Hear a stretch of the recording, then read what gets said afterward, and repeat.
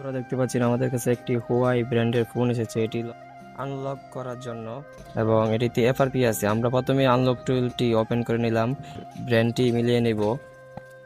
ব্র্যান্ডটি হলো হুয়াই এবং আমরা মডেলটি চার্জ করে ওয়াই 5 প্রাইম 2018 চার্জ করে নিলাম এবং আমরা দেখতে পাচ্ছেন ইরেজ এফআরপিতে ক্লিক করব এবং আমরা ফোনটিকে অফ করে ভলিউম আপ ডাউন চেপে কেবলটি কানেক্ট করব এবং আমাদের প্রথম অবস্থায় ফেল হয়ে গেছে, ভলিউম আপটা কাজ করে নাই তাই।